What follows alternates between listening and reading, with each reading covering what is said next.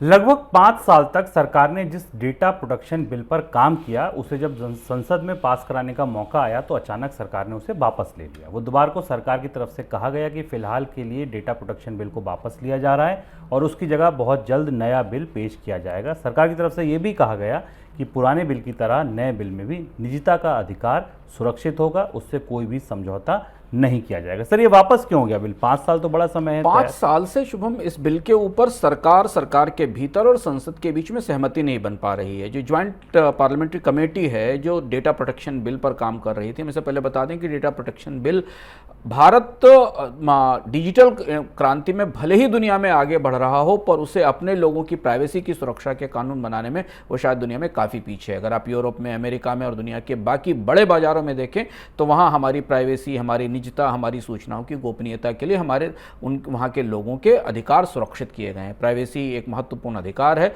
पर हमारे पास अभी ऐसी कोई सुरक्षा नहीं है। हमारे डेटा, हमारा मोबाइल फ़ोन का नंबर, हमारी इंटरनेट के व्यवहार और आदतें, हमारा ई-कॉमर्स का सर्च कुछ ही सेकंडों और मिनटों में चारों तरफ बिक जाता है, बढ़ जाता है।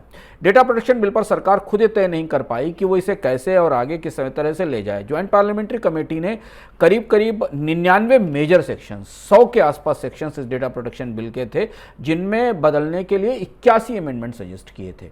यानी ज्वाइंट पार्लियामेंट्री कमेटी ने लगभग पूरे बिल को एक तरीके से बदलकर नए सिरे से चीज़ें लाने की बात की थी, जिसमें कि 12 काफ़ी बड़ी सिफारिशें थी।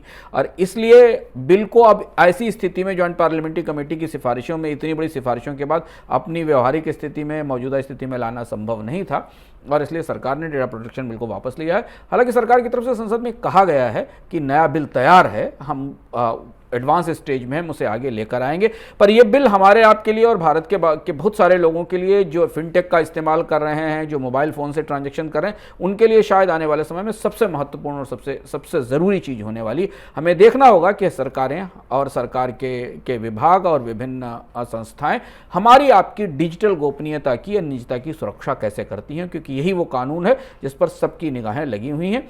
एक तरफ रिजर्व बैंक फिनटेक कंपनियों पर दबाव बना रहा है, विदेश की कंपनियों को भारत में सर्वर लगाने के दबाव बना रहा है। हमने देखा कि कई सारी क्रेडिट कार्ड कंपनियों के कामकाज भी भारत में रोके गए। तो एक तरफ रेगुलेटर्स कंपनियों को नए तरीके की ट्रांसपेरेंसी नियमों में बांध रहे हैं, दूसरी तरफ हमें हमारी गोपनीयता की सुरक्षा के लिए या हमारी डिजिटल गोपनीयता की सुरक्षा के लिए कोई कानूनी सुरक्षा भी उपलब्ध नहीं है। इसलिए बिल बाजार जितनी जल्दी संसद में आएगा और अप्रूव होगा, उतना ही उन लोगों को आश्वस्ति होगी जो तेज़ी से डिजिटल इकोनॉमी का हिस्सा बन रहे हैं।